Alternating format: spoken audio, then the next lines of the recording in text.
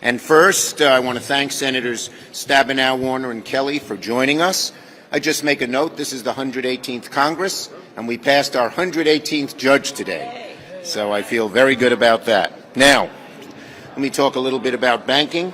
First, in regards to banking, I believe that President Biden and Secretary Yellen, Chairman Powell, did a good job in staunching the contagion we all worried about, but they have to stay vigilant and continue their hands-on approach.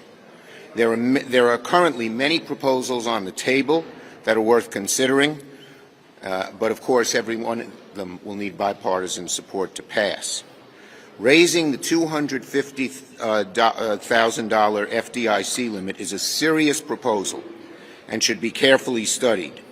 Of course, the cost should be paid by the banks, not by the taxpayer. And it's important because it will strengthen smaller banks and prevent depositors from putting their money into larger banks. But on the other hand, there is a moral hazard argument which could have significant impacts on our economy in the long run. So in short, this is not an easy question and will require careful consideration. But one thing is certain. A good part of this failure, there are other causes as well, but a good part of this failure was regulatory, and we need a much stronger regulatory regime. Now, what we do not need is our House Republicans sowing chaos by threatening default and absurdly linking the banking crisis to default, dangerously linking the banking crisis to default. What we need instead is calmness, stability, careful consideration of the facts.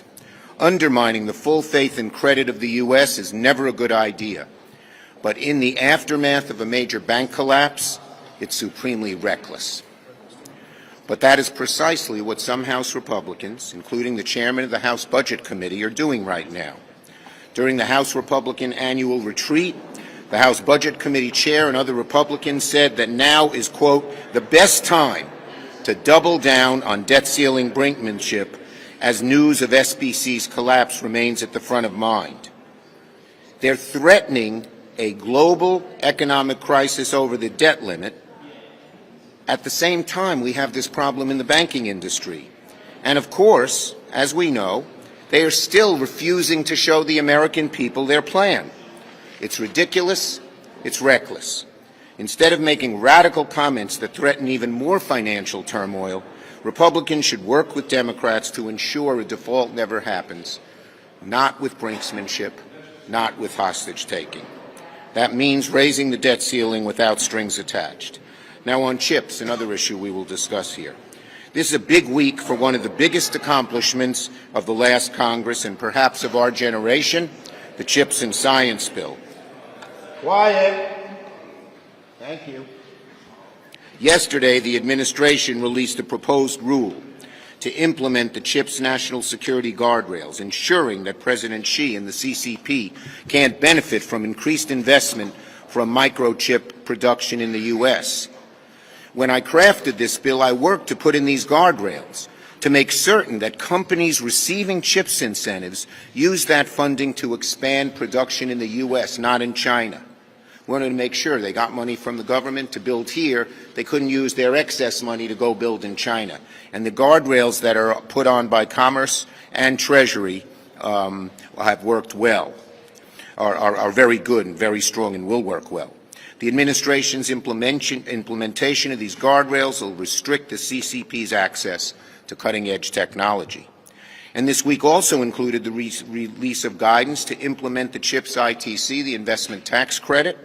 We worked hard to include this critical ITC in the Chips and Science Bill, and the administration's swift implementation of the ITC is appreciated and will help deliver on the hundreds of billions of dollars in proposed microchip investment across the U.S. Even more is to come on further guidance around permitting, workforce, and the release of applications for funds by Commerce in the days ahead. This is a very good week for chips, for science, for American jobs. We're working closely with the administration to implement this critical program without delay. It's too vital to our country, our workers, our communities, and our future. Senator Warner is going to go ahead of Senator Stabenow because he has to chair an Intelligence Committee hearing.